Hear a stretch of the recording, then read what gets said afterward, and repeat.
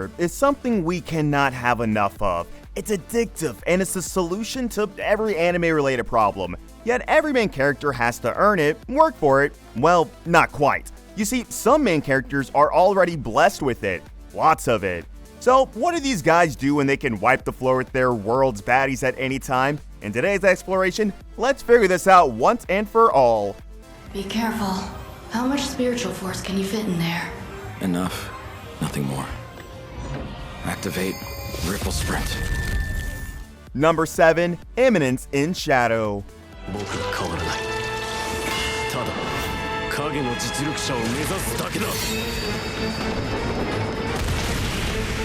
Our story starts with Sid, a guy in his past life who was obsessed with becoming a mastermind, the ultimate puppet master if you will. But hey, everyday life just wasn't cutting it for his grand plans. So fate steps in and Sid gets isekai'd, reborn in another world brimming with magic. Now, this new world isn't exactly sunshine and rainbows. There are whispers of a mysterious cult called Diablos lurking in the shadows, supposedly plotting to bring back some world-ending demon. But for Sid, this is the perfect opportunity to put his masterminding dreams to the test. Sid isn't interested in being the big hero everyone fawns over. No. He wants to be the Imminence in Shadow, the secret puppet master pulling the string from behind the scenes. So, what does he do? Sid pretends to be a total nobody, a complete background character. Meanwhile, in secret, he invents a whole backstory about this evil Diablos cult. He then recruits a group of girls, convincing them they're destined to fight this made-up cult. He calls this group Shadow Garden,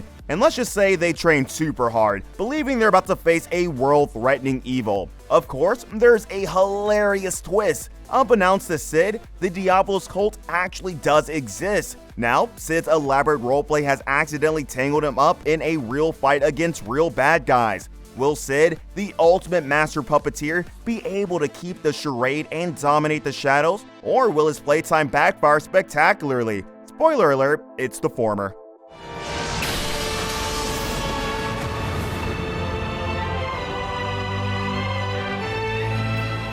Number 6. Ragna Crimson.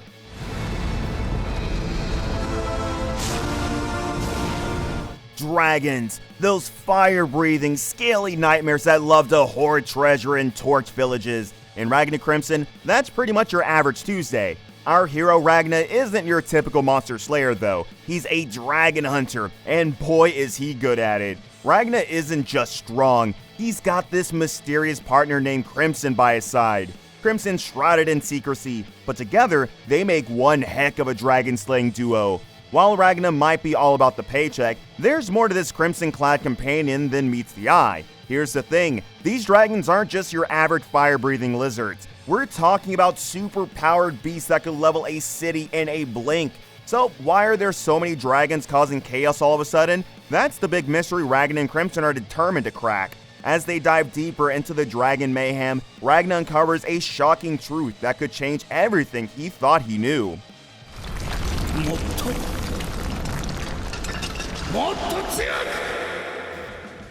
Number 5. The reincarnation of the strongest exorcist in another world.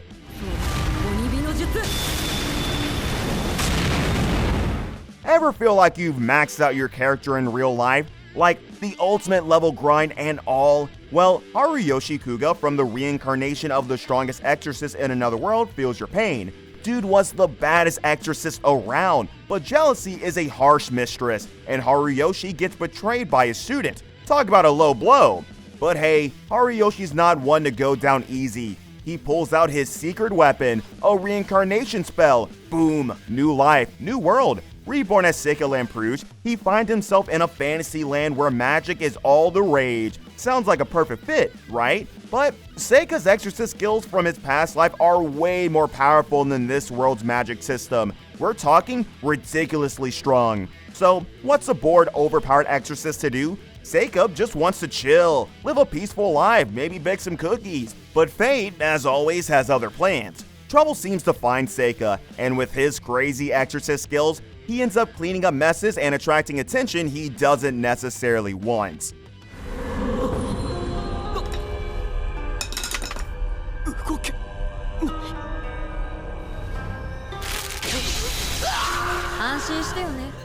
Number 4, the daily life of the Immortal King.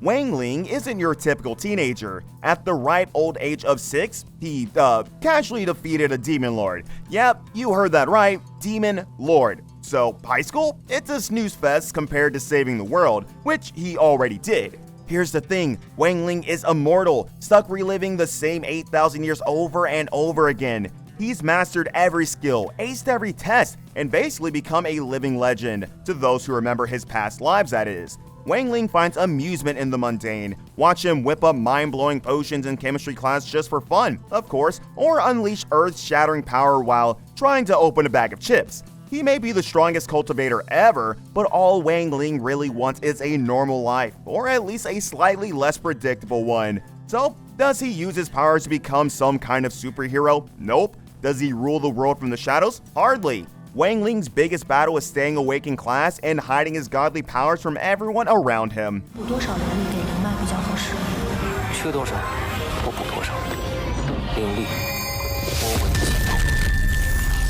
Number 3, the New Gate.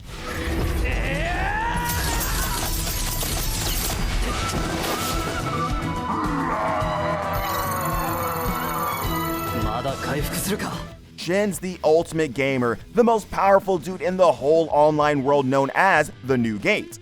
He's been busting his butt training, conquering dungeons, and basically becoming a legend. Finally, the day arrives. It's time to face the final boss. Shin throws down in an epic battle, emerges victorious, feels pretty awesome about himself, and then, bam, light show, whooshing noises, and much more. Shin wakes up completely confused and realizes things are a little different. Turns out, defeating the boss didn't send him back to reality, it launched him 500 years into the future of the game world. This new world is unrecognizable. Cities have crumbled, monsters roam free, and the technology Shin knew is long gone. But hey, at least he still has his maxed out character stats and a crazy powerful arsenal from the game, right? Wrong. Shin finds out his fancy in-game gear is basically junk in this new reality. Now, Shin might be a bit lost and under-equipped, but one thing's for sure, he's not giving up. This Isekai adventure has just begun, and with his unmatched skills and a whole lot of improvisation, Shin's determined to carve out a new life in this strange, future version of the game world he once dominated.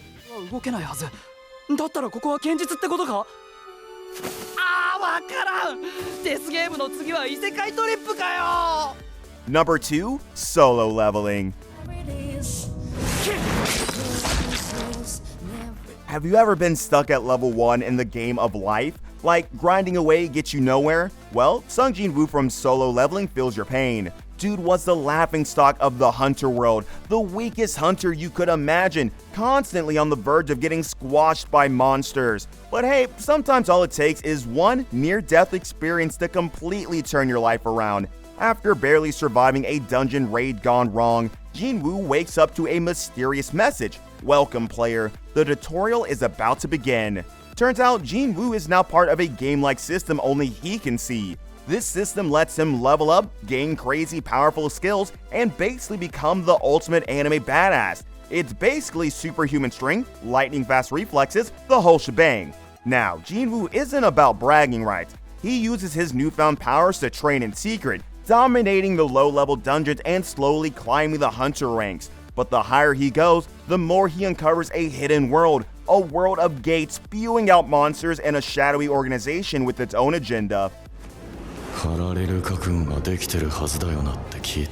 Number 1, Frieren.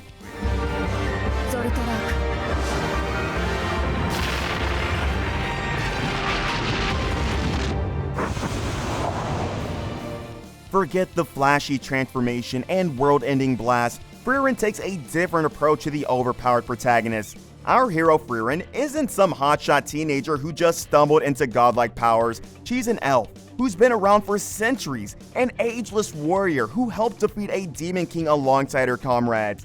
Frieren's power isn't the problem, it's the passage of time. As an elf, she ages much slower than humans. While her companions grew old and passed away, Frieren remained unchanged. This anime explores the emotional weight of immortality. Frieren Frieren grapples with survivor's guilt and the loneliness of watching loved ones fade away. But Frieren isn't one to wallow. She's on a journey to fulfill a promise, one that forces her to confront her past and rediscover the meaning of connection.